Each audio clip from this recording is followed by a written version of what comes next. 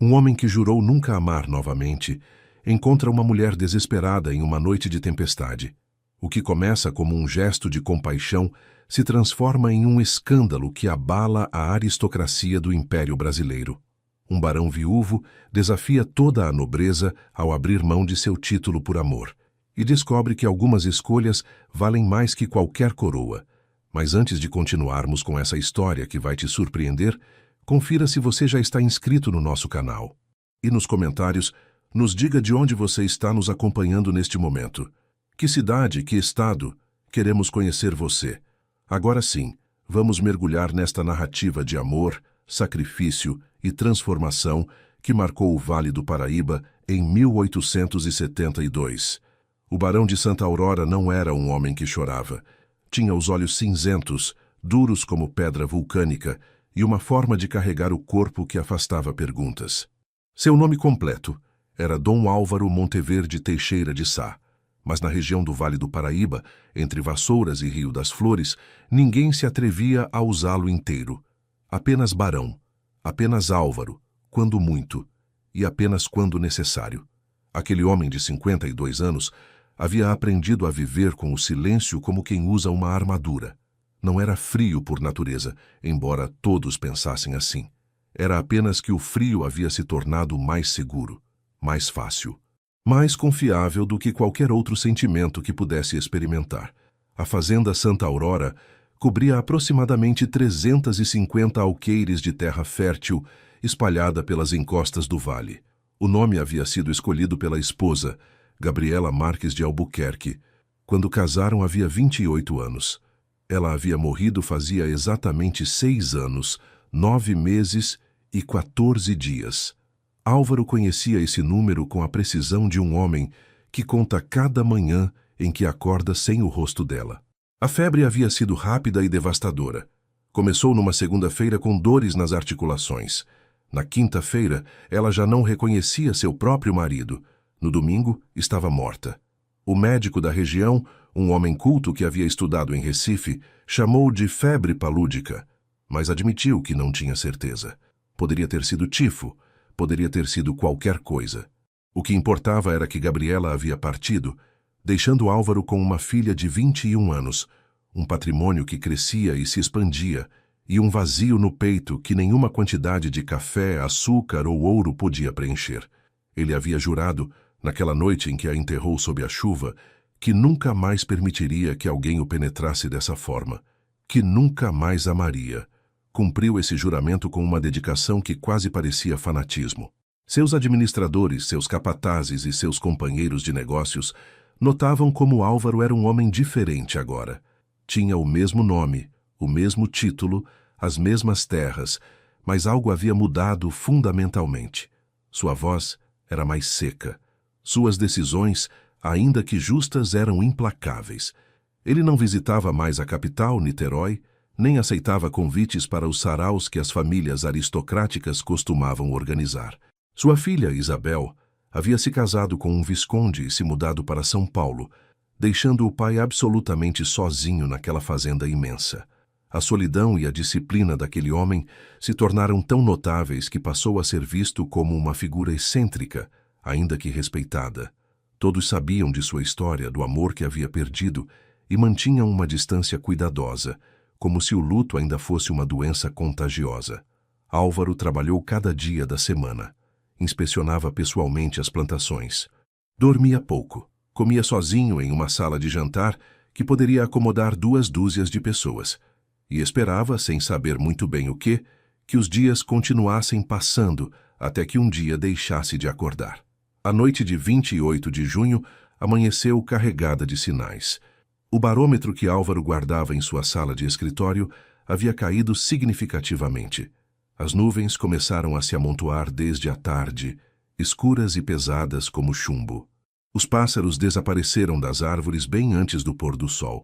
Os animais da fazenda se comportavam de forma ansiosa, como se soubessem que algo violento se aproximava. Por volta das 7 da noite, as primeiras gotas começaram. 1 hora depois, era um verdadeiro dilúvio. Álvaro estava em seu escritório, revisando os livros de contabilidade e a correspondência que havia chegado de Vassouras. Uma carta do seu sócio comercial em Resende o distraía. Havia questões sobre o envio de café para Santos, sobre preços de mercado, sobre a situação dos ferroviários. Ele lia e relia, tentando se concentrar, quando ouviu um de seus empregados batendo à porta. Era Benedito, um homem de 60 anos que há 40 servia à família Monteverde. Sua expressão era preocupada. "Senhor barão", disse ofegante, "a chuva é muito forte. Os caminhos da estrada estão ficando intransitáveis. Recomendo esperar até de manhã para qualquer coisa que o senhor precisar fazer." Álvaro apenas acenou com a cabeça. Ele já havia planejado uma inspeção noturna nas plantações sul, aquelas perto do rio que sempre drenavam mal. Queria checar se havia vazamentos ou problemas com a irrigação. Era a razão pela qual continuava acordado tão tarde. A tempestade o fez hesitar por um momento, mas apenas um momento. Ele se levantou, vestiu seu casaco de lã pesado, pegou a lanterna de querosene e saiu, deixando Benedito com expressão de desaprovação que Álvaro fingiu não ver. O caminho até as plantações levava uns 40 minutos de cavalo em condições normais. Naquela noite, com a chuva caindo de forma quase horizontal e o chão encharcado, levou mais de 1 hora. Álvaro era um cavaleiro experiente. Sua montaria, um animal da raça bretã chamado Capitão, era confiável e paciente. Juntos caminhavam com cuidado pela estrada que ele conhecia de cor, mesmo que a tempestade tornasse impossível ver além de alguns metros à frente. Quando estava voltando, já praticamente no regresso, próximo às 9 da noite, viu algo na estrada. A princípio pensou que fosse uma árvore caída. Quando se aproximou mais, percebeu que era uma carroça. Estava completamente tombada no lado esquerdo, com as rodas para o ar. A chuva havia acumulado água em volta dela, formando pequenas poças. Álvaro avançou com o capitão. Toda cautela agora. Foi então que ouviu um choro de criança. O choro vinha debaixo da carroça. Álvaro desceu imediatamente de seu cavalo, prendendo-o a uma árvore próxima. Aproximou-se da carroça virada, levando a lanterna, e descobriu um cenário que o paralisou. Uma mulher jovem, muito magra, com o cabelo desgrenhado e completamente encharcado, tentava proteger 3 crianças pequenas sob o que restava da estrutura da carroça. Sua roupa era de uma simplicidade extrema, um vestido de algodão remendado várias vezes, agora totalmente molhado e aderindo ao seu corpo esquelético. Os sapatos dela estavam danificados. Seus pés, que podia ver através de um rasgo no tecido, estavam roxos de frio. "Senhor", disse ela, vendo o barão, sua voz tremendo tanto de frio quanto de medo, "por favor, os meninos estão com muito frio. Nós caímos quando a roda se soltou. A estrada estava tão ruim e o vento tão forte." Álvaro não respondeu de imediato. Estava observando as crianças. Uma menina de aproximadamente 8 anos, um menino de cerca de 5 e outro ainda mais pequeno, talvez com 2 anos de idade, que chorava ininterruptamente. Todos apresentavam sinais de hipotermia inicial. Os lábios tinham uma coloração levemente azulada. Seus corpos tremiam incontrolavelmente. A mulher estava na mesma condição, talvez pior. Seus lábios eram praticamente brancos. "Você sabe montar a cavalo?" perguntou Álvaro, sua voz ainda mantendo aquela qualidade áspera que havia adquirido ao longo dos anos. "Sim, senhor. Meu marido me ensinou quando ele vivia", respondeu a mulher. Havia algo naquele "quando ele vivia" que indicava morte recente, talvez violenta ou por doença. "Preciso que você me ajude. Vou levar as crianças menores. Você vai ficar com a maior e montar comigo. Vamos para a fazenda Santa Aurora. Está a menos de 1 quilômetro daqui." A mulher assentiu, o alívio inundando seu rosto. Álvaro recolheu o menino menor primeiro, segurando-o firmemente contra seu peito. A criança, mais assustada do que ferida, começou a chorar ainda mais alto, mas Álvaro caminhou com determinação de volta para Capitão. Colocou o menino pequeno na frente da sela, bem apoiado, e depois ajudou a mulher a subir atrás dele com a menina de 8 anos. A menina estava assustada, mas obediente. "Segure-se bem", instruiu Álvaro. "Vamos andando devagar. Capitão conhece o caminho melhor do que qualquer um de nós nesta noite." Ele estava errado sobre uma coisa. A fazenda Santa Aurora não estava a menos de 1 quilômetro. Estava a quase 3 quilômetros dali. Levou quase 20 minutos para chegar, com o capitão andando com cuidado extremo pela lama e pela chuva.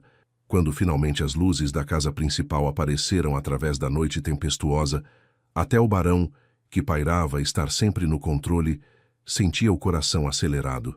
Não de medo, mas de uma urgência que havia esquecido como sentir. Benedito apareceu na porta da sala de entrada assim que Álvaro entrou com as crianças. Sua expressão mudou imediatamente de preocupação, porque o barão havia saído sozinho em uma tempestade. Para choque completo, havia uma mulher desconhecida em sua casa, completamente ensopada, com 3 crianças igualmente molhadas e tremendo. "Senhor barão?" perguntou Benedito incrédulo. "Encontrei uma carroça tombada na Estrada Sul", explicou Álvaro, mantendo sua voz muito prática e profissional. "Está carregando uma passageira e suas crianças. Todos estão com hipotermia. Preciso que prepare o quarto da ala oeste, aquele com a fornalha, e traga lenha, bastante lenha, e água morna, não quente, mas morna. Também queremos roupas secas e cobertores." "Sim, senhor barão", respondeu Benedito já se movendo. Ele havia trabalhado na casa por tempo suficiente para saber que não se argumentava com Álvaro quando ele estava dando instruções nesse tom específico. A mulher, que havia descido do cavalo quando chegaram, estava observando tudo com uma mistura de gratidão e constrangimento que tocava em Álvaro. "Senhor, nós não podemos... Quer dizer, não é apropriado que nós..." começou ela. "Uma noite", respondeu Álvaro, estabelecendo limites imediatamente. "Até que a tempestade passe e você possa continuar seu caminho. Amanhã de manhã, quando o tempo melhorar, você nos dirá de onde vinha e para onde ia. Por agora, vamos garantir que ninguém aqui morra de pneumonia." A mulher assentiu rapidamente, muito aliviada de não ter que sair de novo na chuva com as crianças. Álvaro a guiou pelo corredor principal, uma galeria comprida com pisos de madeira escura e paredes brancas, até a ala oeste. O quarto que havia designado era amplo, com uma cama de casal coberta de edredom de penas, uma pequena fornalha de ferro em um canto e uma janela que dava para o jardim traseiro. Enquanto esperavam a água morna, Álvaro observou a mulher mais atentamente. Ela era magra demais, como alguém que havia passado fome recentemente. Seus olhos eram castanho claro, da cor de bem-te-vi, cercados por olheiras profundas que sugeriam noites mal dormidas. Quando pousava aqueles olhos nele, havia uma espécie de gratidão tão pura e intensa que Álvaro sentiu algo em seu peito que ele havia trancado 6 anos e meio atrás. Ele deliberadamente virou seu rosto para longe e fechou aquele portão com força. "Qual é o seu nome?" perguntou, ainda olhando para a janela escura, onde a chuva continuava a cair. "Helena Duarte, senhor", respondeu a mulher. "Helena Duarte de Oliveira. Antes disso, era meu sobrenome de casada. Meu marido, João Paulo de Oliveira, faleceu há 1 ano, tuberculose. As crianças são nossas. Mateus, que é o mais velho, tem 8 anos. Lucas tem 5. E pequeno João, que você estava carregando, tem exatamente 2 anos e 3 meses. Ela havia dado todos esses detalhes de forma muito rápida, como se temesse que Álvaro não tivesse interesse. Havia algo quase desesperado em sua necessidade de explicar sua situação. Álvaro apenas assentiu. "Descanse", disse. "Você está segura aqui por enquanto." Álvaro não dormiu bem naquela noite. Ele estava acostumado com insônia. Tinha insônia desde a morte de Gabriela, mas aquela era de um tipo diferente. Sua mente continuava repassando a cena da noite anterior, os lábios azuis das crianças, o corpo tremendo de Helena, aquele quando ele vivia que havia dito sobre seu marido. Algo sobre tudo aquilo o tinha perturbado mais do que gostaria de admitir. Levantou-se bem cedo, como era seu hábito, e foi para o escritório para revisar a correspondência. Mas sua mente não podia se concentrar nas letras. Às 5:30 da manhã, ouviu barulho vindo da cozinha. Vozes de crianças. Álvaro caminhou em silêncio até lá. O que viu o fez parar na entrada. Helena estava ajudando na cozinha. Benedito havia claramente oferecido café da manhã para ela e seus filhos, ou talvez ela houvesse simplesmente se oferecido para ajudar, porque era assim que ela era, havia ficado óbvio já naquela noite. Ela estava limpando um tomate, enquanto Mateus, o menino mais velho, comia mingau de aveia. Lucas estava no colo de uma das criadas, uma mulher mais velha chamada Deolinda, que era responsável por manter a cozinha. A criança menor, pequeno João, estava sentado no chão com um pedaço de pão na mão, sujo de farelo. "Senhor Barão!" exclamou Helena, vendo-o, sua voz elevando um tom. "Bom dia. Nós não devíamos estar aqui. Eu avisei para os meninos, mas o Benedito insistiu que se o senhor dormisse em tão poucas horas quanto ele esperava, pelo menos as crianças não deveriam passar fome. Nós não queremos causar incômodo. Apenas..." "Está bem", respondeu Álvaro, cortando-a com um gesto da mão. "Que horas Benedito disse que a tempestade deveria passar?" "Ele disse que a manhã parecia promissora", respondeu Helena. "As nuvens já não são tão escuras. Pode ser que você esteja certo sobre melhorar. Senhor Barão, nós já causamos incômodo suficiente. Se o senhor puder nos indicar o caminho para Resende, nós não precisaremos incomodá-lo por mais tempo." Álvaro olhou pela janela. Com efeito, a tempestade havia passado. O céu ainda estava pesado, mas não ameaçador. A chuva havia parado quase que completamente, apenas uma leve garoa agora. Ele sabia que Helena era certa em dizer que deveriam partir. Quanto mais tempo ela e as crianças permanecessem na fazenda, mais complicado as coisas se tornariam. Mas então Lucas, o menino de 5 anos, olhou para ele com aqueles olhos grandes e inocentes. "Você é um príncipe?" perguntou o menino, com a lógica simples das crianças. "Porque a mamãe disse que você nos salvou como um príncipe faria em uma história." Álvaro sentiu aquele mesmo aperto no peito. Ele havia prometido a si mesmo nunca mais isso. Mas uma promessa feita em luto, pensou de repente. Talvez fosse apenas uma outra morte. Uma morte de esperança, elegida voluntariamente e executada com precisão. Ele olhou para Helena novamente. Ela havia se virado, constrangida, mas havia um leve sorriso em seus lábios. "Sim", respondeu ele para Lucas, sua voz mais suave do que tinha sido em anos. "Talvez você esteja certo. Sobre uma coisa, pelo menos." Álvaro havia planejado que a permanência de Helena e suas crianças fosse temporária. Havia planejado uma noite, talvez 2, para garantir que estivessem completamente recuperados da hipotermia. Mas quando chegou a noite do primeiro dia, ele descobriu que não havia pensado realmente no que aconteceria depois. Helena havia estado ajudando na cozinha a pedido de Benedito. Havia ajudado Deolinda a preparar o almoço, depois a limpar. Havia feito os remendos nas roupas das crianças, utilizando um kit de costura que Benedito havia oferecido. Havia ensinado o pequeno João a comer de forma mais adequada. Havia feito Mateus se sentar e praticar sua leitura com um dos livros que havia encontrado na biblioteca de Álvaro. A noite chegou. Helena veio encontrar Álvaro na sala de estar. "Senhor Barão, eu pensei em tudo isso", disse ela, e havia determinação em sua voz agora. "Sobre o que acontecerá quando eu partir. A verdade é que não tenho para onde ir. Meu vilarejo bananal foi devastado pela seca 2 anos atrás. Meu marido adoeceu e morreu. Meus pais morreram há muito tempo. Não tenho irmãos nem irmãs. Não tenho tios ou tias que pudessem nos ajudar. Eu estava indo para São Paulo porque ouvi dizer que havia trabalho lá para mulheres viúvas, em fábricas de têxteis. Mas a carroça que peguei caiu e agora eu não tenho dinheiro para comprar outra passagem." Ela havia dito tudo muito rapidamente, como se temesse interrupção. Seus olhos estavam vermelhos. Havia chorado naquela tarde, pensou Álvaro. Provavelmente enquanto limpava ou cozinhava em um momento em que ninguém estava observando.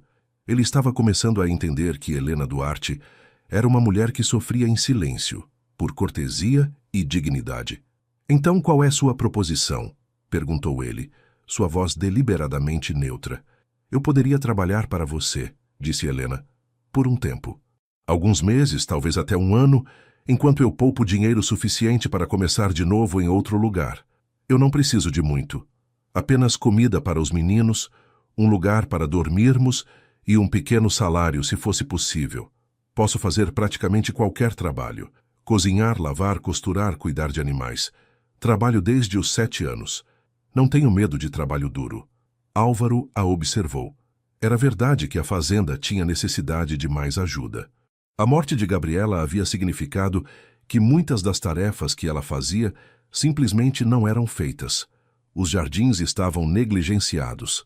As roupas eram lavadas apenas de 2 em 2 semanas, em vez de semanalmente.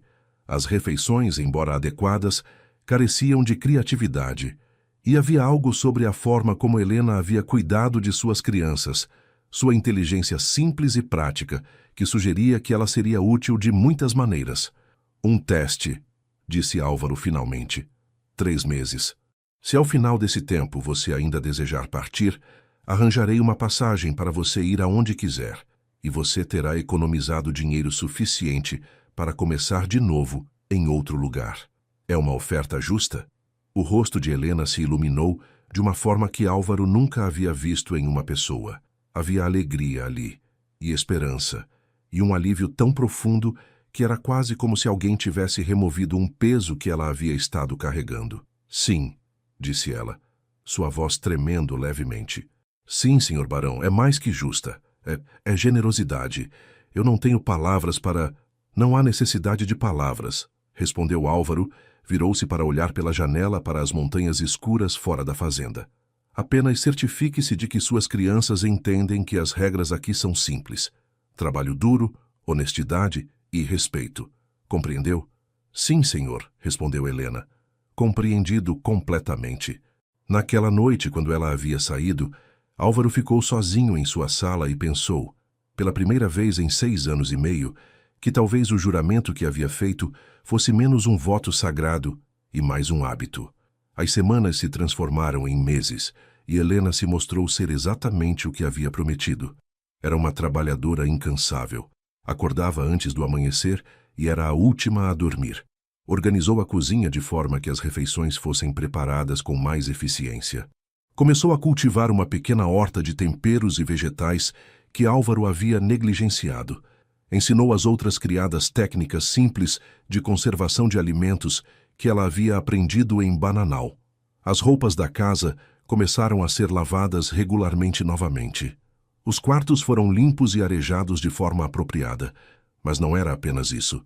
Helena tinha uma forma de se relacionar com as pessoas, com Benedito, com Deolinda, com os outros empregados, que era respeitosa sem ser submissa. Ouvia os problemas deles. Oferecia sugestões práticas quando pedia ajuda. Quando Deolinda teve um resfriado terrível em agosto, foi Helena quem preparou chás de gengibre e mel, quem garantiu que ela repousasse enquanto o trabalho era coberto. Quando um dos garotos da estabaria, um menino de apenas 12 anos, machucou o pé enquanto trabalhava, foi Helena quem limpou a ferida e o manteve limpo para evitar infecção. As crianças também floresciam. Pequeno João estava ganhando peso e perdendo aquela palidez doentia que havia trazido da estrada. Lucas havia começado a brincar com algumas das crianças dos empregados, riso agora audível regularmente na fazenda. Mateus havia desenvolvido uma fascinação pelos livros de Álvaro. Álvaro havia notado o menino pairando em volta da biblioteca e havia oferecido, meio relutantemente, que poderia vir ler alguns dos livros mais simples. O menino havia aceitado essa oferta como se lhe houvessem oferecido ouro. Álvaro começou sem planejamento consciente a passar mais tempo fora de seu escritório. Ele encontrava razões para ser na cozinha pela manhã. Ele começava a fazer inspeções nas plantações nos momentos em que Helena também estava trabalhando nos jardins. Ele notava quando seu cabelo estava preso de forma diferente. Ele notava quando ela sorria, o que acontecia com mais frequência agora, especialmente quando estava com as crianças. Ele notava o som de sua voz quando ela cantava enquanto trabalhava, canções simples que havia aprendido em Bananal. 3 meses já haviam passado. Ele sabia que era o tempo que havia designado para a permanência temporária de Helena. Ele sabia que era hora de conversar sobre sua partida, de discutir a passagem para São Paulo que havia prometido. Mas uma noite em setembro, quando Helena estava na cozinha preparando o jantar e Álvaro entrou fingindo necessidade de água da torneira, o que era uma desculpa transparente, já que podia facilmente ter chamado alguém para trazer, ele simplesmente não conseguiu dizer as palavras. Helena, começou ele, sua voz áspera como sempre era quando tinha que lidar com emoções. Sim, senhor barão, respondeu ela, se virando com uma tigela de abóbora em mãos. Ele abriu a boca, fechou-a novamente. Nada, disse finalmente. Apenas, a abóbora tem bom cheiro. Ela olhou para ele com uma expressão que ele não conseguia interpretar completamente, parte diversão, parte compaixão, parte algo mais complexo. Sim, senhor. A colheita foi muito boa este ano. Naquela noite, Álvaro escreveu uma carta para sua filha Isabel em São Paulo. Uma situação mudou aqui, escreveu. Não estou certo como ela vai se desenrolar, mas por enquanto, preciso que as coisas permaneçam como estão. Novembro chegou trazendo consigo as primeiras chuvas da estação e também o primeiro sinal de problemas.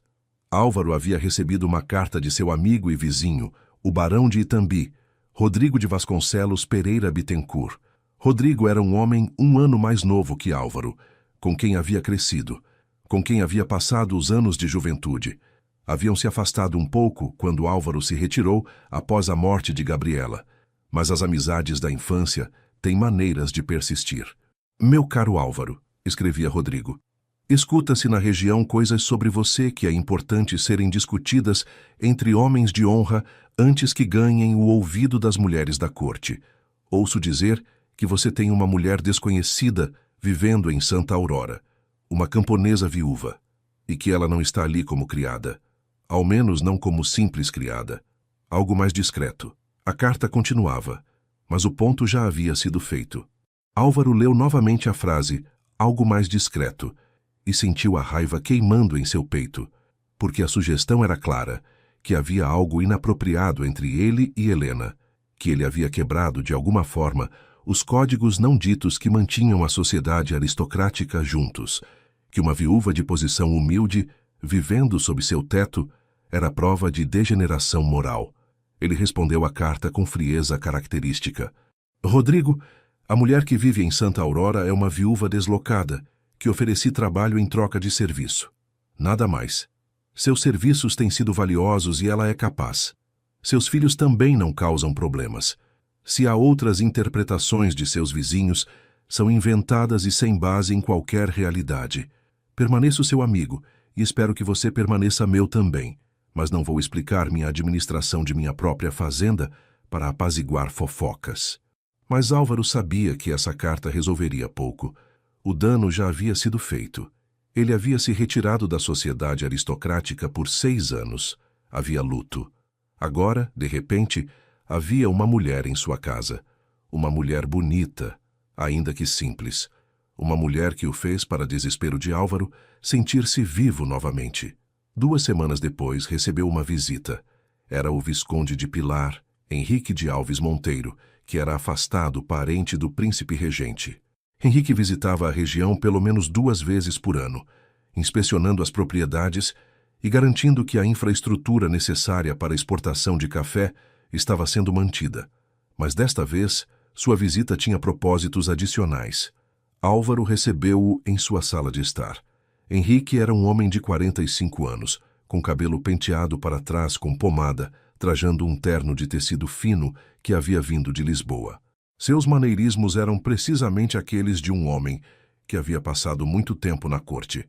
Meu querido Álvaro, disse Henrique, abraçando-o de forma que Álvaro o encontrava irritante.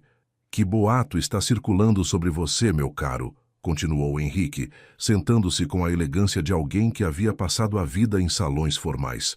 Dizem que você tornou-se um eremita, que você rejeita convites, que você vive como um homem do campo e não como um homem de sua posição. Mas isso não é tão preocupante quanto os sussurros mais delicados. Álvaro manteve sua expressão neutra, embora sentisse a raiva queimando por baixo. Ouço dizer que você tem uma mulher vivendo em sua casa, continuou Henrique, sua voz adoptando um tom confidencial, como se estivesse compartilhando um segredo importante entre homens que compreendiam o mundo. Uma mulher de origem humilde, que ela não é simplesmente uma empregada, mas algo mais próximo de uma companheira.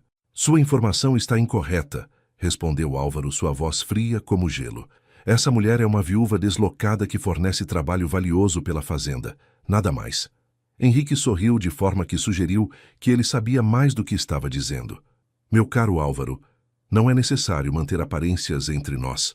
O mundo compreende que um homem tem necessidades, especialmente um homem que esteve sozinho por tanto tempo. O príncipe regente, que por acaso é meu primo, falou-me de você apenas na semana passada. Ele tem grande consideração por você, mas ele está preocupado. Uma indiscrição, mesmo de natureza privada, pode prejudicar a reputação de um homem de sua posição. Então o príncipe está enviando você para repreender-me por fraternizar com minha própria funcionária? Perguntou Álvaro, sua paciência se esgotando. Não repreender, respondeu Henrique, levantando-se e caminhando até a janela que dava para os jardins. Como se por coincidência, embora Álvaro suspeitasse que era tudo menos coincidência, Helena estava visível lá, regando as plantas. Henrique a observou por um longo momento. Mas sugerir. O príncipe regente, através de mim, gostaria de oferecer-lhe algo. Uma oportunidade. Uma correção, se você preferir chamar assim. Que tipo de oportunidade? Perguntou Álvaro, embora tivesse uma ideia cada vez mais clara do que se aproximava. A condessa de Santa Leopoldina, viúva há 3 anos, está procurando por um novo marido, disse Henrique, virando-se de volta para Álvaro, com uma expressão que pretendia ser amigável. Ela tem 42 anos, propriedades consideráveis em Resende e relações excelentes com a coroa. O casamento seria vantajoso para você, para sua posição, para sua reputação, que naturalmente essa indiscrição com a mulher da classe trabalhadora seria discretamente esquecida. Álvaro sentiu a raiva transformar-se em algo ainda mais perigoso, uma claridade fria e objetiva. Você está me dizendo que o príncipe regente está sugerindo que eu deveria descartar a mulher que vive em minha casa, que trabalha para mim, que é uma mãe viúva e desesperada, para casar-me com uma condessa por questões de conveniência? Não descartar, respondeu Henrique, e havia até mesmo um indício de apologia em sua voz, como se soubesse que o que estava fazendo era desagradável. Providenciar um futuro para ela, uma quantia generosa em dinheiro. Uma recomendação de emprego em outra fazenda, talvez fora da região. Ela seria cuidada. Mais distância. Isso é muito razoável, você não acha? Henrique permaneceu na fazenda por 2 dias. Álvaro o tratou com polidez fria, oferecendo as refeições adequadas e hospedagem apropriada. Durante todo esse tempo, Helena continuava seu trabalho como sempre, sem saber, ou fingindo não saber, que havia uma conversa em andamento sobre seu futuro. No segundo dia, após o café da manhã, Henrique se despediu. Álvaro caminhou com ele até seu carruagem. Reflita sobre a oferta, disse Henrique, subindo para o interior do veículo. O príncipe não é um homem paciente, mas ele é justo.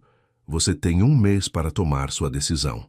Álvaro observou a carruagem partir, desaparecendo entre as plantações de café. Então ele se virou e caminhou direto para a cozinha, onde sabia que Helena estava preparando o almoço. Quando entrou, ela olhou para ele e soube imediatamente que algo havia mudado. — Senhor barão? — perguntou, sua faca parando no meio de cortar uma cebola. — Saia com-me, disse Álvaro. — Deixe o almoço. Deolinda pode cuidar. Saia comigo agora. Helena colocou a faca para baixo, se limpou as mãos em um pano e saiu com ele sem questionar. Álvaro a levou até a parte mais remota dos jardins, onde haviam algumas árvores antigas que ofereciam privacidade completa. Apenas então ele falou. — Essa visita que recebi, começou ele, era do príncipe regente, através de seu mensageiro. Ele quer que eu case com a condessa de Santa Leopoldina. Ele quer que você deixe a fazenda. Helena ficou pálida. Álvaro viu o pânico começar a subir em seu rosto. — Entendo, senhor, disse ela, sua voz pequena. Eu sempre soube que isso era temporário. Eu preparei os meninos para isso. Nós podemos partir na próxima semana. Eu tenho dinheiro suficiente agora. Nós iremos para São Paulo como eu planejei. Não, respondeu Álvaro, e havia algo em sua voz que a fez parar de falar. Você não compreendeu. Ele respirou fundo. Por 6 anos e meio, ele havia sido um homem que sabia exatamente quem era e qual era seu lugar no mundo. Um viúvo. Um homem de posição e propriedade. Um homem que havia enterrado seu coração com sua esposa. Nos últimos meses, Helena havia começado a desenterrá-lo. E agora, neste momento, ele tinha que fazer uma escolha. — Helena, disse Álvaro, sua voz mais suave do que ela havia ouvido antes. — Você gostaria de permanecer em Santa Aurora? Não como empregada, como minha esposa. Helena ficou completamente imóvel. Seus olhos se alargaram. — Senhor, eu não compreendo. O príncipe, a condessa, sua reputação. Eu estou completamente ciente de tudo isso, respondeu Álvaro. E eu estou dizendo que não me importa. Nem a condessa, nem a corte, nem o príncipe regente. Durante 6 anos, eu escolhi estar morto. Você e seus filhos me trouxeram de volta à vida. Não é o que a sociedade esperaria de mim. É contra tudo o que meus pares acreditam ser apropriado. Mas é o que eu escolho. Álvaro, sussurrou Helena, e era a primeira vez que ela usava seu nome de batismo em vez de seu título. Você não sabe, você não entende o que isso significaria para você. Eles irão destruir você socialmente. Ninguém da corte o aceitará. Sua filha, minha filha é uma mulher inteligente, respondeu Álvaro. Ela compreenderá. E enquanto aos outros? Então que seja, eu não preciso de sua aprovação. Precisei durante muitos anos porque estava muito fraco para ficar sozinho. Mas você me deu força, Helena. Seus filhos me deram força. E eu não vou devolver isso para agradar a uma condessa ou um príncipe. Helena olhou para ele por um longo tempo. Lágrimas começaram a correr por seu rosto. Se você fizer isso, disse ela, sua voz tremendo, você saberá que é por escolha própria, que ninguém o forçou, que você tinha outra opção, você compreende? Sim, respondeu Álvaro. Eu compreendo perfeitamente. Álvaro escreveu sua resposta ao príncipe regente naquela noite. A letra foi cuidadosa, cada palavra deliberada. Ele tinha que ser muito claro sobre suas intenções, para não haver espaço para mal-entendido. Sua Alteza, escreveu, recebi a proposta transmitida pelo Visconde de Pilar com respeito a um possível casamento com a Condessa de Santa Leopoldina. Depois de refletir cuidadosamente, devo informar-lhe que tal união não é do meu interesse. Ao invés, declaro minha intenção de casar-me com a senhora Helena Duarte de Oliveira, viúva que atualmente reside em Santa Aurora como trabalhadora. Esta decisão é tomada com conhecimento pleno das implicações sociais e das possíveis reações da aristocracia.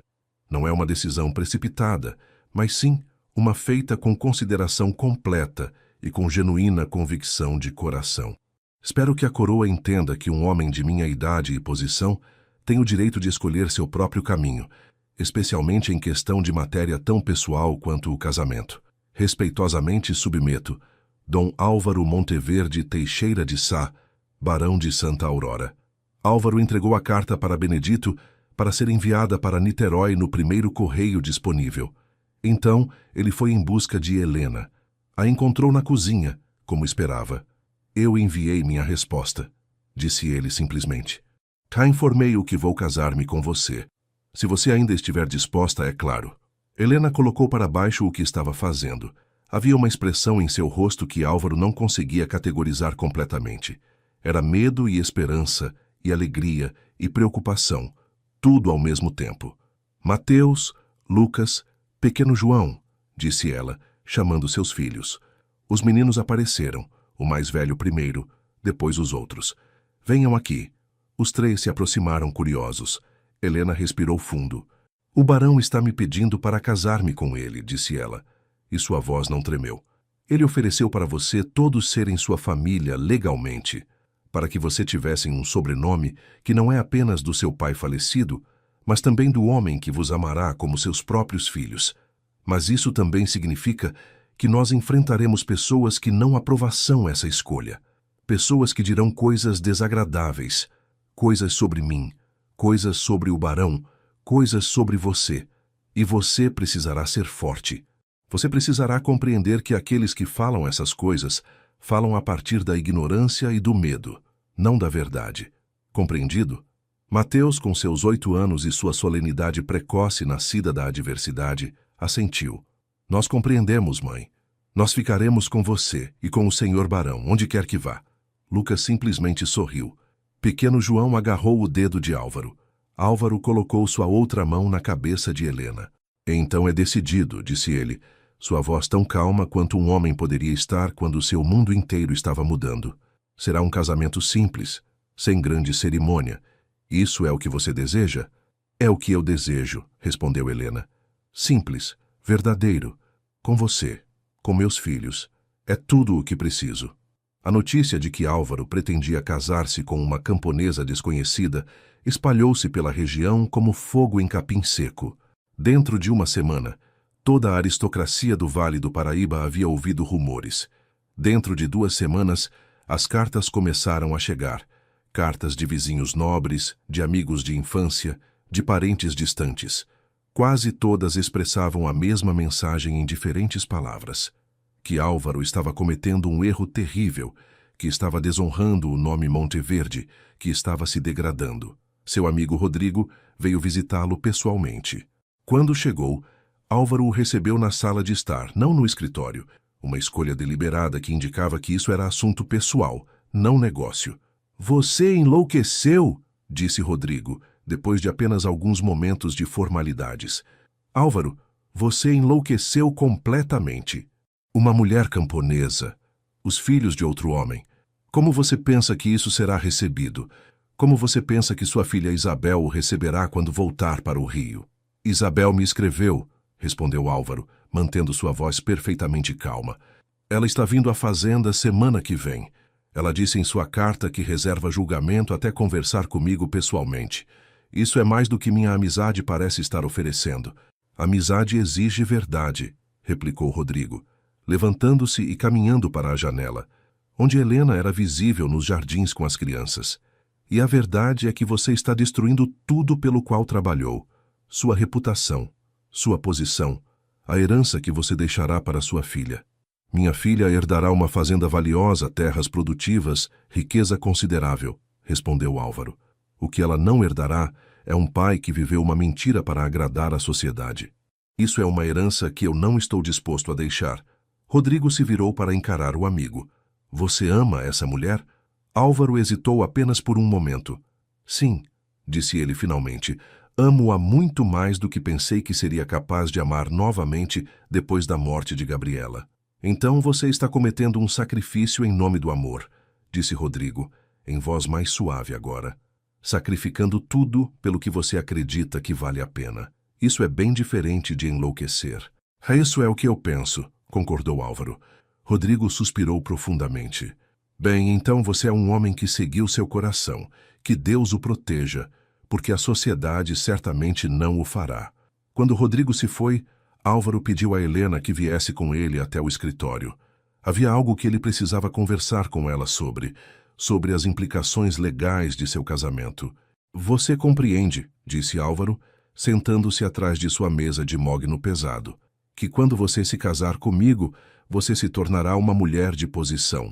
Legalmente, isso muda muitas coisas. Seus filhos receberão o sobrenome Monteverde. Você terá acesso a meu dinheiro, minhas propriedades. Se algo me acontecer, você será minha herdeira legítima, junto com Isabel." Helena o observava com aquele olhar que Álvaro havia começado a conhecer. Aquele olhar de alguém que estava processando algo que era muito grande demais para ser completamente compreendido. "Você está dizendo que você vai dar a nós?" perguntou ela. "Estou dizendo que você será minha esposa", respondeu Álvaro. "Não em nome apenas, mas legalmente, completamente. Como Gabriela foi, compreende?" "Sim", respondeu Helena, sua voz baixa. "Eu compreendo." Isabel chegou em uma terça-feira no meio da tarde. Ela ainda era bonita aos 31 anos, embora a vida em São Paulo, com seu marido Visconde de Piaçaba, a tivesse endurecido de forma que sua mãe nunca havia endurecido. Ela desceu de seu carruagem com uma expressão que era perfeitamente neutra. Nenhuma alegria em ver seu pai, mas também nenhuma fúria. Apenas espera. Álvaro a recebeu no saguão de entrada. Por um momento, eles apenas se olharam. Havia uma lacuna entre eles agora. Uma lacuna feita de 6 anos de luto quase total e ausência de sua filha em sua vida. "Pai", disse Isabel finalmente, sua voz formal, "você se vê bem, mais bem do que quando eu era visitá-lo pela última vez." "Você também está bem", respondeu Álvaro. "Obrigado por vir. Eu sei que foi uma viagem longa de São Paulo." 3 dias de carruagem, confirmou Isabel. 3 dias para pensar sobre as coisas que planejava dizer a você. E descobri que agora que estou aqui, não tenho muita certeza sobre o que dizer. Álvaro a levou para a sala de estar. Pediu para que trouxessem chá, e depois ele começou a contar a história. Não a versão que os boatos haviam criado, mas a verdade real. Sobre encontrar Helena na tempestade, sobre seu trabalho, sobre como ela havia trazido vida de volta para a fazenda e para ele próprio. Sobre como ele havia chegado à conclusão de que viver apenas para o dever, apenas para a posição, apenas para a aparência, Era uma forma de morte em vida. Isabel o ouviu em silêncio. Quando ele terminou, ela disse: "Eu gostaria de conhecê-la." Helena estava nervosa. Álvaro podia ver isso, embora ela tentasse escondê-lo. Ela havia se vestido em um de seus melhores vestidos, um que Álvaro havia trazido para ela de Vassouras. Um tecido azul simples, mas bem feito. Seu cabelo estava preso em um penteado cuidadoso que Deolinda a havia ajudado com. Seus dedos tremiam enquanto ela alisava as pregas de seu vestido repetidamente. "Você não precisa estar assustada", disse Álvaro a ela, enquanto esperavam no jardim da frente. "Seu pai era um duque", respondeu Helena. "Sua mãe era uma condessa. Sua esposa foi uma mulher de posição. E agora, sua filha está aqui para conhecer a mulher camponesa que está prestes a tornar-se sua mãe. Então sim, eu estou assustada." Isabel saiu pela porta da frente. Álvaro viu seus olhos se moverem de Álvaro para Helena, então novamente de volta para Álvaro. Havia algo em sua expressão que era difícil de ler. "Então esta é a mulher", disse Isabel. Não unkindly, mas não com entusiasmo tampouco. "Isabel, esta é Helena Duarte de Oliveira", disse Álvaro. "Helena, esta é minha filha, Isabel." Helena fez uma reverência ligeira, um gesto que era automático para ela, aprendido de uma vida de deferência. "É uma honra conhecê-la, senhorita", disse ela. Isabel estudou Helena por um longo momento. Então, de forma que ninguém esperava, ela sorriu. Não uma meia sorriso de poitasse, mas um verdadeiro sorriso que alcançou seus olhos. "Você se referiu a mim como senhorita", disse Isabel. "Embora eu seja uma mulher casada e, consequentemente, senhora, você nem sequer sabe os protocolos." Helena ficou vermelha. "Desculpe-me, senhora. Eu não deveria ter..." Não, respondeu Isabel, caminhando mais perto. "Você deveria. Você não sabe nenhum dos protocolos que as mulheres de minha classe conhecem desde a infância. E isso é exatamente o ponto. Você é honesta. Você não sabe como esconder-se atrás de palavras vazias e significados duplos. Isso é refrescante. Pai, ela é uma pessoa genuína." Álvaro viu o alívio inundar o rosto de Helena. "Venha", disse Isabel a Helena. "Mostre-me a fazenda.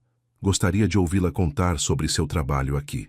E sobre esses filhos que ouço dizer que estão crescendo sob seu cuidado."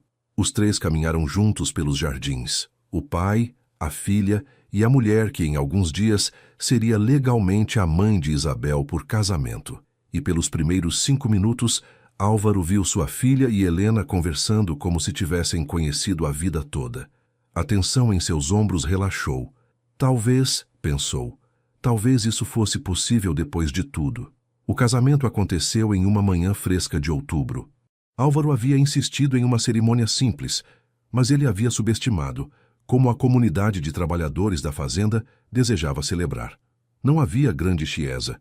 A cerimônia aconteceu na pequena capela privada de Santa Aurora, aquela que havia sido construída quando a fazenda foi estabelecida 70 anos antes.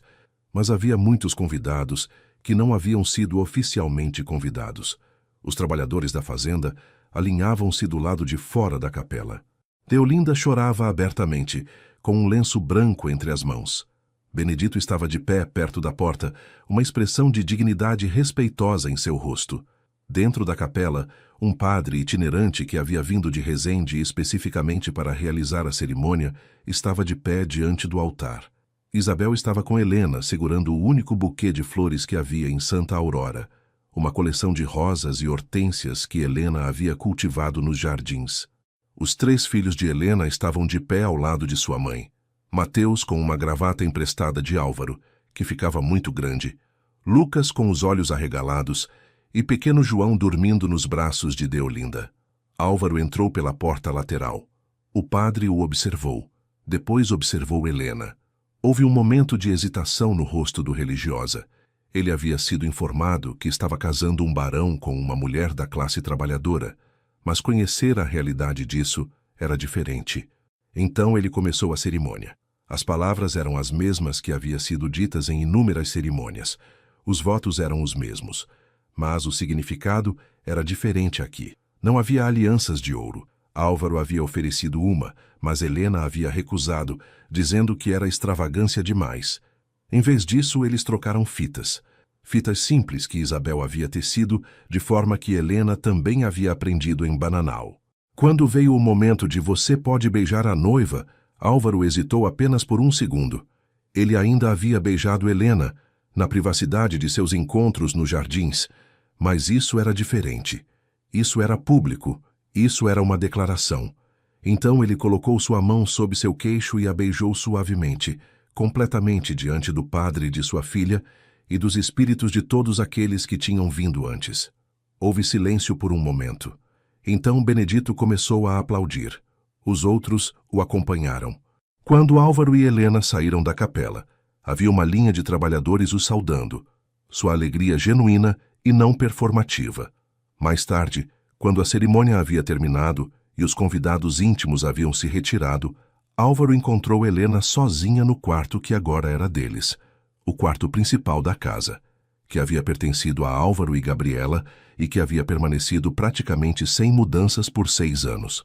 "Você transformou este lugar em um inferno social", observou ele, não sem humor, enquanto a observava remover os alfinetes de seu cabelo. "Eu o fiz", concordou Helena. "Mas você escolheu permanecer aqui comigo em vez de sair dele." "Que eu o fiz", respondeu Álvaro, "e faria de novo." A reação da corte foi exatamente o que Álvaro havia esperado que fosse. Não era violenta e dramática. A aristocracia brasileira era muito refinada para isso. Em vez disso, era lenta, deliberada e completamente eficaz. Álvaro foi excluído de eventos. Seu nome foi omitido de listas de convidados. Os vizinhos que havia conhecido a vida toda começaram a encontrar razões para não o visitar. O príncipe regente não respondeu pessoalmente à carta de Álvaro. Em vez disso, um emissário oficial veio de Niterói com uma notificação formal. Álvaro havia desafiado a autoridade do príncipe ao rejeitar a proposta de casamento oferecida. Mais grave ainda, havia comprometido o status moral esperado de um homem de sua posição ao unir-se a uma mulher de classe social inferior. Embora a coroa não pudesse dissolver um casamento, isso era responsabilidade da Igreja, a coroa poderia remover o título de barão. Isso seria feito a menos que Álvaro se submetesse a uma revisão formal de seu comportamento perante um conselho de aristocratas designados pela coroa. Álvaro leu a notificação 2 vezes. Então ele pediu papel e tinta e escreveu uma resposta. "Sua Alteza", escreveu, "recebi a notificação formal em que relação ao meu casamento recente. Devo informar-lhe que não vou me submeter a nenhuma revisão. Meu casamento é legal, sacramentalmente abençoado e conduzido de acordo com as leis do Império Brasileiro. Que eu tenha escolhido uma esposa de origem simples em vez de uma escolhida pela corte é minha prerrogativa como homem livre. Se a coroa deseja revogar meu título de barão por isso, então que seja feito. Nenhuma coroa é mais valiosa do que a paz de meu próprio coração. Mas advertência, se você remover meu título, você admitirá ao mundo que a coroa está perseguindo um homem porque ele amou uma mulher, porque acredita em liberdade de escolha pessoal. Isso será visto não como força, mas como fraqueza. Respeito. Dom Álvaro Monteverde Teixeira de Sá, anteriormente barão de Santa Aurora. Álvaro selou a carta. Quando Helena perguntou se ele tinha certeza, ele respondeu que nunca havia tido tanta certeza de nada. A resposta veio 3 semanas depois. O título era revogado. Álvaro Monteverde Teixeira de Sá não era mais o barão de Santa Aurora. Ele era apenas Álvaro Monteverde Teixeira de Sá, um homem particular com uma propriedade valiosa e uma esposa questionável. Quando recebi a notificação, Álvaro a leu enquanto Helena preparava almoço. Ele caminhou até a cozinha. "Já não sou um barão", disse ele simplesmente. Helena parou de cortar verduras. Você desistiu disso?" "Não desisti", respondeu Álvaro. "Foi-me tirado. Pela coroa. Porque eles não conseguem compreender por que um homem escolheria você em vez de uma condessa." Helena colocou a faca para baixo. Ela caminhou até Álvaro e abraçou-o. "Você sacrificou tudo", sussurrou ela. "Não sacrifiquei nada", respondeu Álvaro, segurando-a contra seu peito. "Eu recebi muito mais do que perdi." Os meses que se seguiram foram de ajuste para todos. Sem o título, Álvaro não era mais convidado para os saraus e eventos que marcavam a vida social dos aristocratas. Os vizinhos nobres visitavam com menos frequência. Alguns desapareceram completamente. Mas Álvaro descobriu que, surpreendentemente, isso o importava muito menos do que havia pensado que importaria. Em vez disso, ele começou a construir uma nova vida. Uma vida que era baseada em coisas que ele havia negligenciado por 6 anos. Levava os filhos de Helena com ele quando visitava as plantações, ensinando-os como o café era cultivado e processado. Ele começou a restaurar a biblioteca da fazenda, e Mateus, agora com 9 anos, começou a aparecer lá regularmente, lendo por horas, enquanto Álvaro trabalhava em seus livros de contabilidade. Helena, entretanto, transformou a casa, não através de grandes redesenhos ou gastos extravagantes, mas através de pequenas coisas.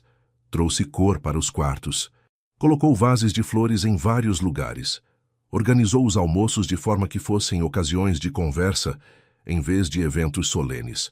Convidou a comunidade de trabalhadores para celebrações nos dias de festa, transformando o que havia sido uma propriedade aristocrática isolada em algo mais como um lugar onde as pessoas pertenciam. Isabel ficou por 2 meses. Quando se foi, ela e Helena haviam desenvolvido uma verdadeira afeição uma pela outra. Vocês vão ser felizes, disse Isabel a seu pai no dia da partida. Ainda que o mundo não compreenda, vocês vão ser muito felizes. 1 ano passou. Então, 2. A vida que Álvaro e Helena construíram não era a vida que a aristocracia esperava. Não havia recepções elegantes, nem jantares diplomáticos. Não havia socialites competindo pela atenção de Helena. Mas havia algo que era muito mais valioso. Havia paz. Os filhos de Helena cresceram sob os cuidados de um homem que os amava genuinamente. Mateus foi enviado para estudar em Resende e depois Rio de Janeiro, em uma escola que aceitava filhos de proprietários de terras. Lucas mostrou talento para a mecânica e começou a ajudar a gerenciar os sistemas de irrigação das plantações. Pequeno João cresceu robusto e feliz, sem memórias das noites que havia passado tremendo de frio. Ele tinha o nome completo de João Álvaro Monteverde e corria pelos jardins como se possuísse o mundo inteiro. Benedito envelheceu. Aos 68 anos, começou a passar menos tempo nos trabalhos diários e mais tempo compartilhando histórias com os meninos. Deolinda permaneceu como o coração da cozinha, mas agora com Helena trabalhando ao seu lado em vez de contra ela. As duas mulheres haviam desenvolvido um respeito mútuo que era, para Álvaro, um dos sinais mais claros de que ele havia feito a escolha certa. A fazenda prosperou. Não porque Álvaro havia mudado suas práticas de negócio, ele continuava sendo um homem rigoroso e eficiente, mas porque agora havia felicidade nos campos. Os trabalhadores, observando como o proprietário tratava sua esposa, como ele era com seus enteados, desenvolveram uma lealdade que ia além do simples contrato de trabalho. Eles trabalhavam melhor porque acreditavam em algo além de salário. Foi em março do 3º ano de casamento que o corpo de Álvaro começou a falhar. Nada dramaticamente errado. Apenas cansaço que não desaparecia com descanso, dores nas articulações que pioravam com o frio da manhã, uma tosse que não melhorava depois de uma semana. Álvaro ignorou tudo. Ele era um homem que havia aprendido a viver através da dor. Uma década de luto havia ensinado isso bem. Mas Helena notou. Helena sempre notava. Você está doente, disse ela uma noite, observando-o comer muito pouco do jantar que havia preparado. Estou bem, respondeu Álvaro. Você não está bem, replicou Helena, com a teimosia calma que ele havia aprendido a respeitar. E você vai estar menos bem se não permitir que alguém o ajude. Ele relutou, mas, eventualmente, cedeu aos cuidados dela. Helena o colocou na cama durante o dia, algo que Álvaro odiava, e fez chás de gengibre e mel. Quando a febre começou, ela o manteve fresco com panos úmidos. Quando a tosse piorou, ela o sentou em um quarto cheio de vapor de água fervendo em uma bacia. E, através de tudo isso, Álvaro via em seus olhos o mesmo medo que havia visto quando ela o conhecera pela primeira vez na tempestade. Medo de perda, medo de ficar sozinha novamente. Eu não vou deixá-la, murmurou ele durante uma das madrugadas, quando a febre estava em seu pior, e ele estava delirando levemente. Você melhor não, respondeu Helena, segurando sua mão. Porque eu não sobrevivi à perda de um homem, para sobreviver à perda de outro. A doença durou 3 semanas. Quando finalmente passou, o médico de Vassouras diagnosticou bronquite severa, complicada por pneumonia.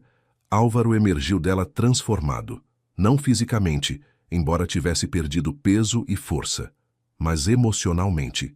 Havia alguns a compreensão clara de que estava vivo porque Helena havia cuidado dele, porque seus filhos o necessitavam, porque a vida que eles haviam construído juntos valia mais do que qualquer indiferença que pudesse adotar em relação ao mundo.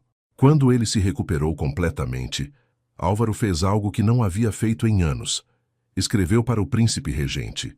Sua Alteza, escreveu. Há 3 anos, escolhi um caminho que a coroa desaprovava. Recebi a revogação de meu título como consequência. Hoje quero informar o que não me arrependo. Meu casamento com Helena Duarte Monteverde tem sido a fonte de mais alegria do que imaginei possível. Meus enteados têm se tornado homens de caráter. Minha vida, ainda que fora da graça da corte, é uma vida plena. Desejo apenas que a coroa compreenda que nem toda felicidade pode ser sancionada pela aprovação oficial. Algumas vezes, a felicidade mais verdadeira é aquela que é conquistada através de escolhas que desafiam convenção. Respeito, Álvaro Monteverde Teixeira de Sá. Ele nunca recebeu resposta, mas também nunca foi novamente importunado. Mateus completou seus estudos aos 18 anos. Ele havia passado os últimos 4 anos estudando direito em São Paulo, vivendo com sua tia Isabel e seu marido. Quando voltou, era um homem educado e confiante que não era exatamente como seus pais o haviam conhecido. Eu vou ser advogado, anunciou ele na primeira noite de volta. Aqui na região, há muitas injustiças que precisam ser reparadas, proprietários que exploram seus trabalhadores, contratos que não são honrados, gente comum que não tem acesso à lei porque não tem dinheiro para pagar. Álvaro observava seu enteado com uma sensação estranha. Havia algo de seu idealismo em Mateus, mas também havia algo da compaixão de Helena. Será uma vida difícil, disse Álvaro. Mas será uma vida importante, respondeu Mateus. O senhor renunciou à posição pela qual a maioria dos homens morreria, para ficar com minha mãe, para estar conosco. Pode ser que eu renuncie a outras coisas, se significar que posso ajudar as pessoas que minha mãe veio. Lucas, enquanto isso, se tornou um homem de negócios. Com Álvaro guiando seu aprendizado, Lucas aprendeu tudo sobre o cultivo, processamento e exportação de café. Aos 20 anos ele havia ajudado a implementar um novo sistema de secagem que aumentava a produção em 15%. Aos 22, ele estava negociando diretamente com os compradores em Santos. Havia a possibilidade real de que Lucas em breve teria capital suficiente para começar sua própria operação. Pequeno João, já não tão pequeno aos seus 14 anos, era diferente de seus irmãos. Era mais contemplativo. Passava tempo nos campos, sim, mas também passava tempo lendo. Tinha a habilidade de observar pessoas e compreender seus motivos de uma forma que sugeria uma sabedoria nascida não de experiência, mas de empatia natural. Ele vai fazer algo importante, observou Helena uma noite, observando João ler no jardim enquanto o entardecer caía. Como você sabe? Perguntou Álvaro. Porque ele tem o coração para isso, respondeu Helena. Ele vê as pessoas, não apenas como trabalhadores ou proprietários ou aristocratas, ele vê suas humanidades. É uma habilidade rara. Benedito morreu em julho, aos 73 anos. A morte não foi dramática. Ele simplesmente se deitou em sua cama um domingo à noite, adormeceu e não acordou. O médico disse que era o coração. Álvaro disse que era simplesmente que Benedito havia completado a vida que se propôs a viver e estava pronto para partir. Havia uma centena de pessoas no funeral. Não aristocratas. Tinha pouquíssimos deles ainda dispostos a vir para Santa Aurora. Mas trabalhadores, ex-trabalhadores, pessoas que Benedito havia conhecido em seus 60 anos de vida. Todos vinham contar histórias. Como Benedito havia ajudado sua mãe quando ficou viúva. Como havia ensinado a seu filho o ofício de carpinteiro. Como havia salvado uma criança de afogamento no rio quando ela era jovem. Álvaro não chorou. Ainda não sabia como chorar após aquele primeiro choro quando Gabriela morreu. Mas seu peito era pesado com o peso da perda. Benedito havia sido um testemunha de toda a sua vida.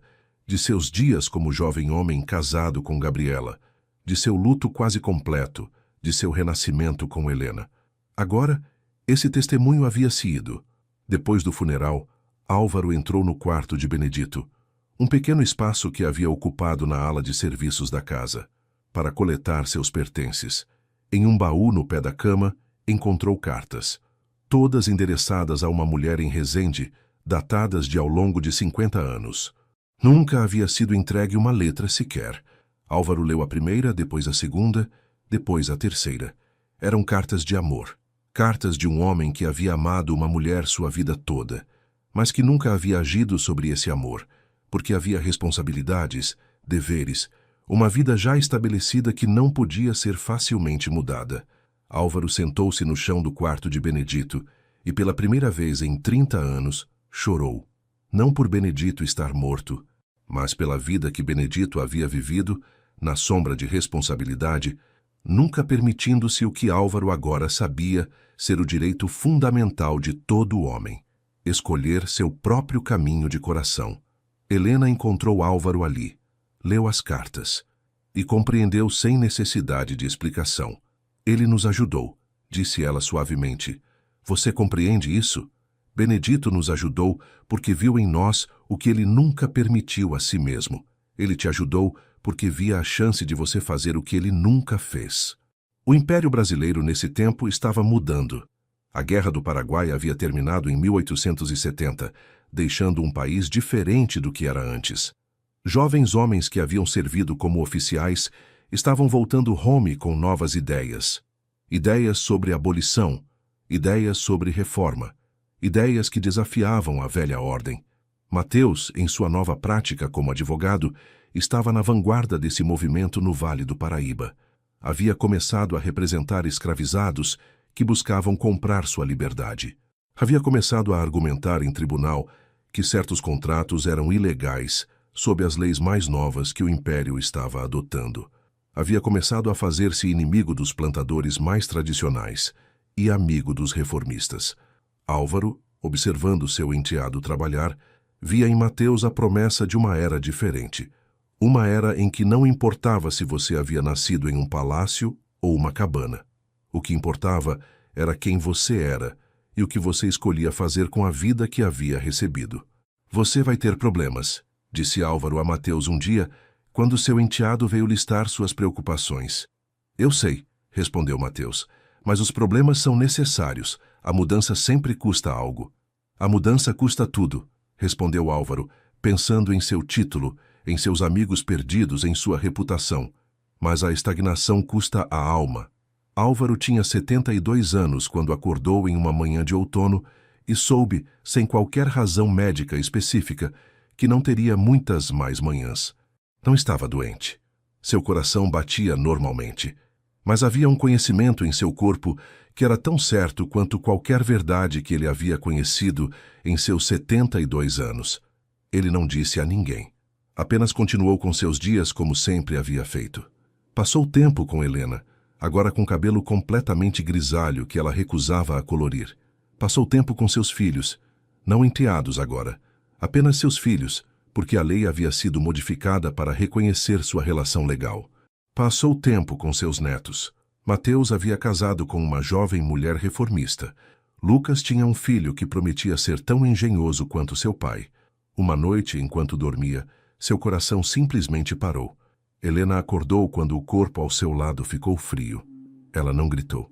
Ela apenas o segurou e sussurrou contra seu peito. Você cumpriu sua promessa. Você me deixou quando você estava pronto, e não antes. O funeral de Álvaro foi diferente do de Benedito. Havia aristocratas que vieram. Nem todos, mas alguns. Havia trabalhadores, havia juízes e advogados. Havia pessoas que ele havia ajudado, pessoas que ele havia ferido, pessoas para quem havia sido apenas um nome em documentos legais. E havia seus filhos, todos crescidos agora. Mateus, que havia se tornado um dos advogados mais respeitados da região, conhecida por lutar pelos direitos dos pobres. Lucas, que havia construído sua própria empresa de exportação de café, mas que frequentemente contradizia os outros proprietários sobre salários mais altos e melhores condições para trabalhadores. João, que havia se tornado professor, ensinando às crianças da região, filhos de aristocratas e filhos de escravizados igualmente. Mas o que importava mais era Helena. Helena, aos 55 anos, permanecendo na frente de todos em preto, com a dignidade de uma mulher que havia começado na lama de uma estrada e havia se tornado a esposa de um homem que havia renunciado a tudo por ela. Ele mudou o mundo, disse alguém em voz baixa durante o funeral. Não, respondeu Helena, que havia ouvido. Ele não mudou o mundo, ele apenas mudou a si mesmo e permitiu que os outros mudassem também. Às vezes, isso é tudo o que o mundo precisa. Nos anos que se seguiram à morte de Álvaro, a história de seu casamento começou a ser contada de forma diferente. Deixou de ser uma história de escândalo e desgraça para tornar-se uma história de uma escolha corajosa, de um homem que havia dado tudo, sua posição, sua reputação, seus amigos, por algo que ele acreditava ser mais valioso. Os historiadores eventualmente notariam que o Vale do Paraíba, nos anos após 1872, havia experimentado uma transformação social mais progressista do que muitas outras regiões do Brasil. A abolição, quando veio mais calmamente aqui, com menos resistência violenta. Não porque Álvaro houvesse causado isso diretamente, ele era apenas um homem, mas porque seus filhos, crescidos em uma casa onde a dignidade humana era honrada, independentemente de nascimento ou posição, trabalharam para criar mudanças. Mateus, que viveria até 1920, escreveu em sua autobiografia: "Meu padrasto renunciou a um título para permanecer com minha mãe. Muitas pessoas veem isso como uma perda, mas ele viu isso como um ganho. Essa habilidade de reconhecer o valor onde ninguém mais pode vê-lo é algo que ele me ensinou e que eu tentei levar para meu trabalho jurídico. Se cada homem pudesse compreender o que Álvaro Monteverde compreendeu, que a honra não vem do sangue, mas da escolha, então talvez nosso país seria muito diferente." Helena viveu por mais 18 anos após a morte de Álvaro. Ela envelheceu graciosamente, tornando-se a matriarca não apenas de sua família, mas também da comunidade de Santa Aurora. Quando os visitantes chegavam, era para vê-la, para ouvir suas histórias, para receber seus conselhos, para testemunhar a vida de uma mulher que havia sido salva de uma carroça tomba em uma noite de tempestade e que havia se tornado uma força silenciosa de transformação. Ela nunca se casou novamente.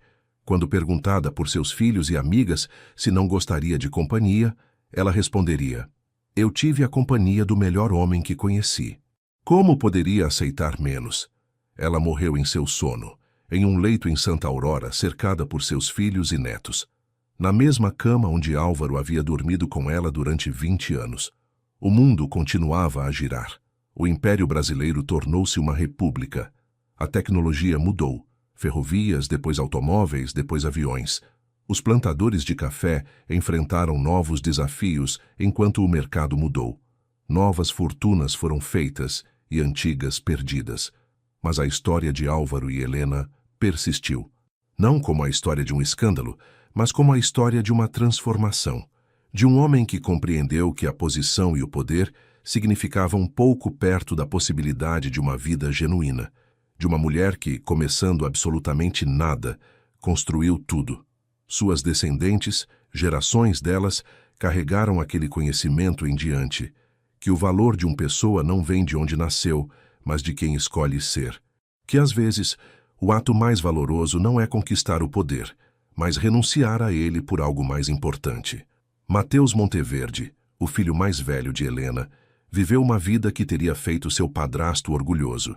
Ele não se tornou rico, pelo contrário, gastou muito de sua riqueza herdada em causas legais que ninguém mais tomaria. Representou trabalhadores, representou escravizados libertados, representou mulheres que buscavam mais direitos. Às vezes ganhava, muitas vezes perdia, mas ganhou o que era mais importante: o respeito de homens que compreendiam que havia mais à vida do que vencer. Seus vizinhos começaram a vê-lo não como um traidor de sua classe, mas como alguém que havia transcendido as categorias de classe por completo. Alguém que julgava valor por mérito, não por nascimento. Quando Mateus era um homem idoso, escreveu uma carta a seu filho mais jovem, que se tornaria professor como João. A carta dizia: Meu caro Paulo, conforme envelheço, sou cada vez mais compreender uma coisa que meu padrasto sabia ao renunciar a seu título. É que o mundo muda não através de grandes revoluções, mas através de pequenos atos de recusa em aceitar o que está errado. Recusa em aceitar que as pessoas podem ser julgadas por sua posição. Recusa em aceitar que o poder importa mais que o caráter. Recusa em aceitar que alguma vida vale menos que outra vida. Seu tataravó compreendeu isso quando encontrou minha mãe em uma tempestade. Ele escolheu ser um homem mais completo, mesmo que isso significasse ser um homem menos importante. Isso é o que eu passo a você. Não uma fortuna, embora haja algo de dinheiro, mas uma ideia. A ideia de que a vida verdadeira não é vivida em salões de baile, mas em momentos de escolha genuína. E que o mundo está sempre esperando por homens que tenham coragem de fazer essas escolhas. Por volta do início do século XX, a história de Álvaro e Helena começou a ser registrada por historiadores. Não como escândalo, mas como um ponto de viragem. Como um momento em que a velha ordem começou a quebrar, não através de revolução violenta, mas através de um homem e uma mulher que simplesmente recusaram a participar dela. Os historiadores notavam padrões. O Vale do Paraíba havia passado por transformações sociais mais tranquilas do que muitas regiões. A abolição havia vindo mais cedo aqui, com menos violência. Havia uma cultura mais forte de educação acessível. Havia uma atitude diferente entre senhores de terra e seus trabalhadores. Muitos fatores contribuíram a isso, certamente, mas havia um fio que passava por todos eles.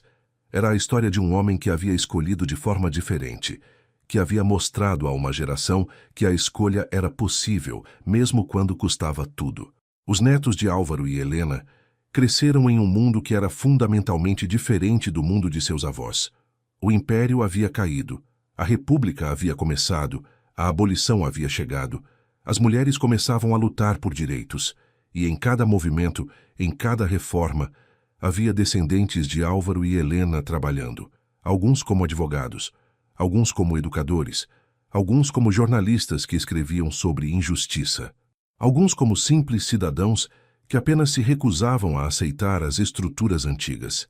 Eles carregavam uma lição que havia sido codificada em suas famílias, que a verdadeira riqueza não era dinheiro ou posição, mas a liberdade de escolher sua própria vida. Paulo Monteverde Duarte, neto de Mateus e bisneto de Álvaro e Helena, era professor. Ele ensinava em uma escola pequena no Vale do Paraíba, em um vilarejo não muito distante de Santa Aurora. Seus alunos vinham de todos os tipos de origem: filhos de proprietários de terras, filhos de trabalhadores, filhos de ex-escravizados. Um dia, um de seus alunos perguntou: Professor Paulo, por que o Senhor nos ensina que todas as pessoas têm valor? Isso é diferente do que nossos pais dizem em casa. Paulo pensou por um longo momento. Então ele contou a história de seu tataravó que havia encontrado uma mulher desconhecida em uma tempestade. A história de como aquele homem havia renunciado a tudo que tinha, seu título, sua posição, seus amigos, porque compreendeu que nada disso importava perto da possibilidade de uma vida genuína e um amor verdadeiro. Contou como aquela mulher, que começou como uma camponesa desesperada, havia se tornado a força mais poderosa na vida de um homem de posição. Contou como seus filhos haviam crescido para serem homens que mudaram sua sociedade, não através de poder, mas através de integridade. É por isso, disse Paulo a seus alunos, que eu acredito que todas as pessoas têm valor, porque um dia o mundo foi mudado não por aquele que tinha poder, mas por aquele que escolheu renunciar a ele por algo mais importante.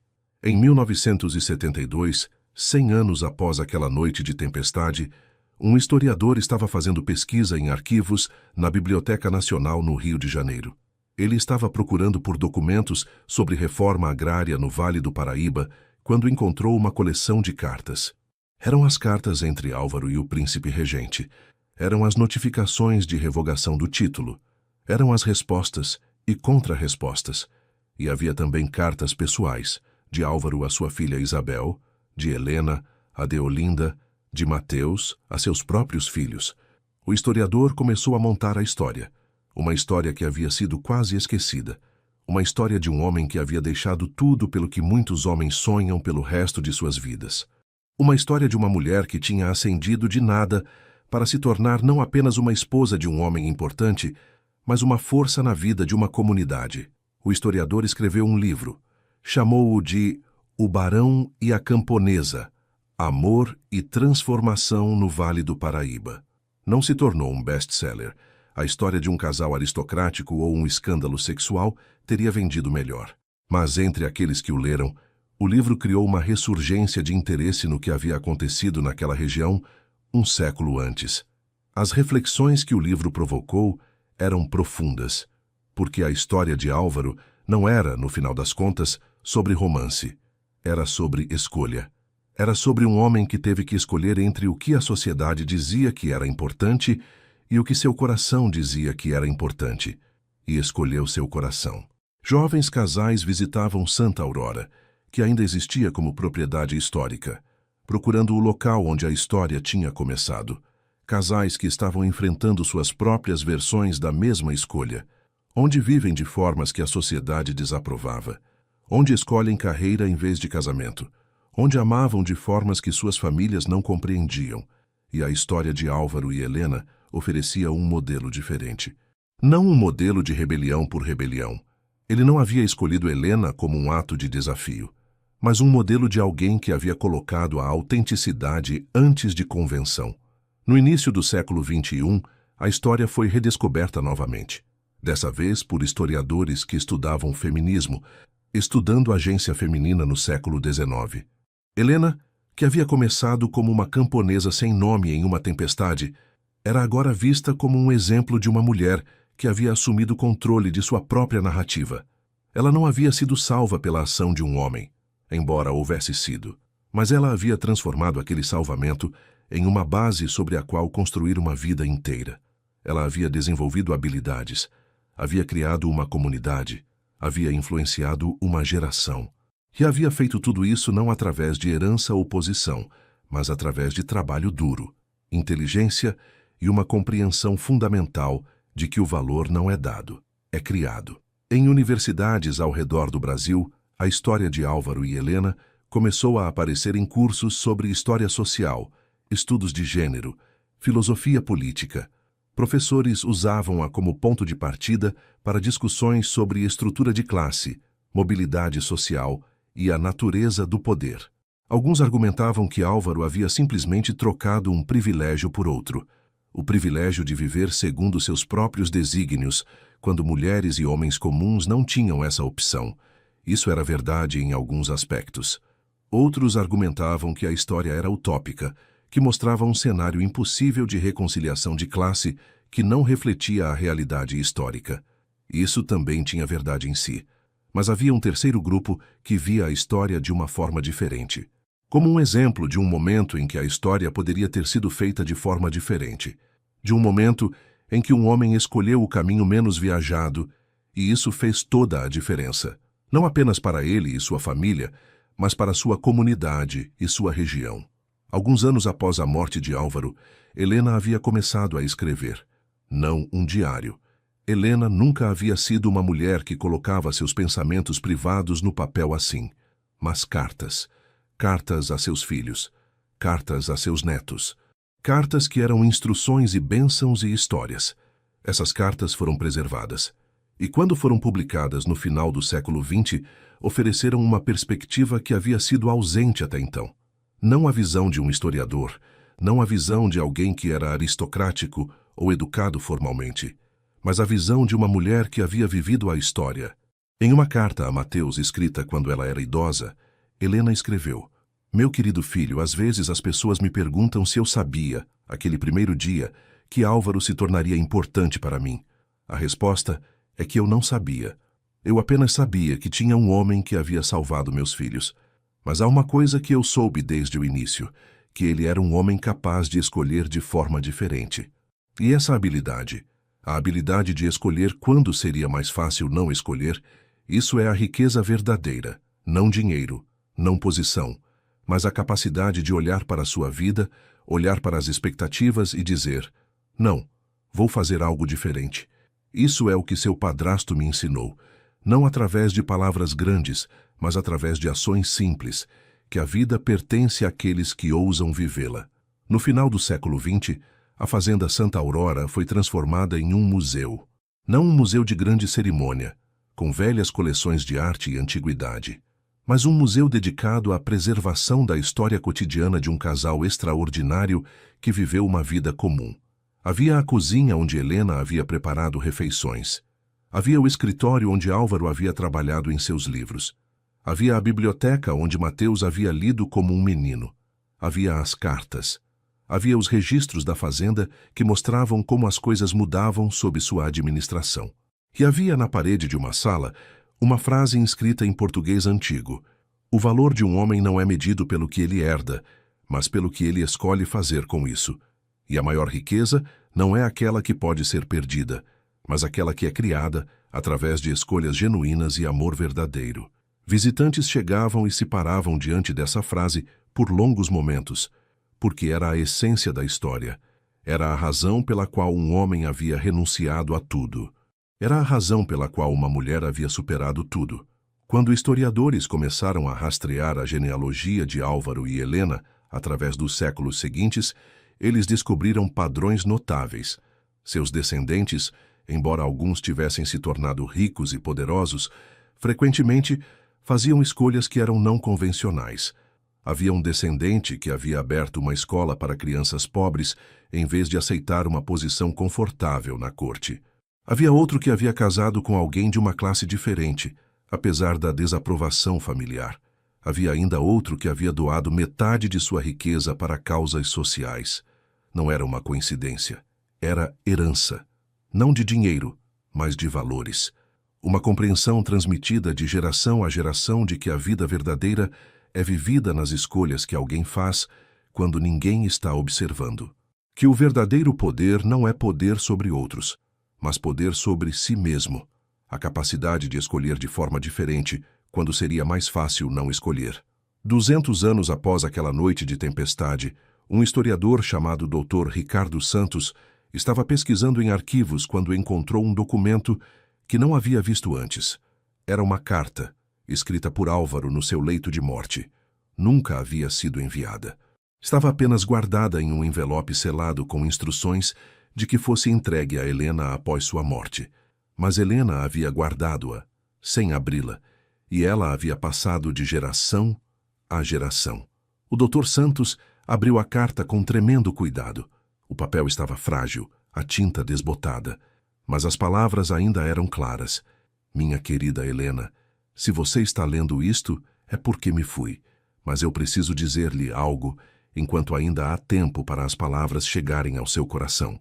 Durante toda a minha vida, eu pensei que o poder estava em ter terras, ter título, ter posição. Quando perdi tudo isto por você, pensei que havia perdido tudo. Mas então compreendi que eu havia perdido nada e ganhado tudo, porque você me ensinou que o verdadeiro poder está em escolher, em olhar para o mundo e dizer: eu vou fazer isto diferente, vou viver diferente, vou amar diferente. O mundo não compreenderá nossa escolha. Muitos ainda irão condená-la. Mas aqueles que realmente veem, aqueles que entendem que a vida não é vivida em salões de baile, mas em momentos de coragem genuína, aqueles compreenderão. Eu não tenho muitas riquezas para deixar para você, mas deixo isto: a certeza de que você mudou um homem. E um homem mudado pode mudar uma geração, e uma geração pode mudar um mundo. Você foi meu salvamento, não o contrário. Compreenda isso quando eu tiver partido. Você não foi salva. Você salvou a mim, aos seus filhos, a todo homem que vir seu exemplo e compreender que uma vida diferente é possível. Com toda a minha devoção, Álvaro. O Dr. Santos ficou sentado por um longo tempo, segurando aquela carta que havia permanecido invisível por 2 séculos. Quando o Dr. Santos publicou suas descobertas em um artigo acadêmico, a história de Álvaro e Helena experimentou uma ressurgência de interesse, não apenas entre historiadores, mas entre o público em geral.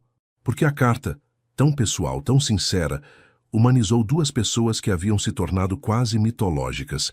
Em discussões na internet, em salas de aula, em conversas entre amigos, as pessoas começaram a fazer uma pergunta simples, mas poderosa: Qual seria a escolha que fariam? Se confrontadas com a mesma decisão, renunciar a tudo pelo que a sociedade diz que é importante, por algo que seu coração diz que é importante, o que escolheriam? Nem sempre havia uma resposta certa, porque a vida real não é simples. Havia responsabilidades. Havia consequências não apenas para si mesmo, mas para aqueles que dependem de você. Havia sacrifícios reais que não eram românticos. Mas havia também algo naquela história que tocava algo fundamental na psicologia humana. A ideia de que a vida poderia ser vivida diferente, de que era possível escolher autenticidade sobre conformidade, de que o arrependimento por uma vida que poderia ter sido vivida era frequentemente maior do que qualquer consequência de realmente vivê-la. E assim, mais de 2 séculos após aquela noite de tempestade no Vale do Paraíba, a história de Álvaro e Helena permanecia. Não porque tinha um final feliz, embora tivesse. Não porque era um romance épico, embora fosse. Mas porque era verdadeira. Porque refletia algo real sobre a condição humana, sobre a possibilidade de mudança, sobre a capacidade de escolher diferente, sobre o fato de que nenhuma pessoa é tão fixada em sua posição que não pode mudar quando compreende que há algo mais importante em jogo. Álvaro começou como um homem que havia jurado nunca amar novamente. Helena começou como uma mulher desesperada em uma tempestade. Juntos, criaram não apenas uma vida, mas um legado. Um legado que dizia, sim, é possível, sim, custa, mas sim, é possível. E aqueles que ouvem a história, seja em um museu, em um livro, em uma sala de aula, ou em conversas entre amigos, são deixados com a mesma pergunta fundamental que Álvaro havia enfrentado naquela noite há 200 anos. Qual será minha escolha? Porque no final essa é a verdadeira história. Não a história de 2 indivíduos, mas a história de cada pessoa em cada época que tem que decidir: vou viver a vida que é esperada de mim ou vou viver a vida que meu coração diz que é verdadeira? A resposta que você dá àquela pergunta, essa é sua própria história. E como a de Álvaro e Helena importa. Importa mais do que você jamais compreenderá enquanto a está vivendo. Esta é a história de um barão viúvo que salvou uma camponesa desesperada em uma noite de tempestade. Mas não é realmente uma história sobre salvação. É uma história sobre transformação. É uma história sobre 2 seres humanos que se encontraram quando ambos estavam no ponto mais baixo de suas vidas e juntos escolheram subir. A história de Álvaro e Helena não mudou o mundo de forma dramática. Não houve revoluções ou conquistas militares ou descobertas científicas que os tornassem famosos para a história geral, mas mudou o mundo, de formas que se reverberaram através dos séculos, através de seus filhos, através dos filhos dos seus filhos, através de cada pessoa que ouviu sua história e compreendeu que a vida é feita de escolhas e que algumas escolhas importam mais do que outras. Se você chegou até aqui, nesta última página, quero deixá-lo com uma pergunta que Álvaro enfrentou, que Helena enfrentou, que cada um de seus descendentes enfrentou, e que você enfrentará. Quando você acordar amanhã e olhar para a sua vida, será a vida que você escolheu? Ou será a vida que outros escolheram para você? Porque a resposta àquela pergunta, essa é a questão mais importante que qualquer pessoa pode responder.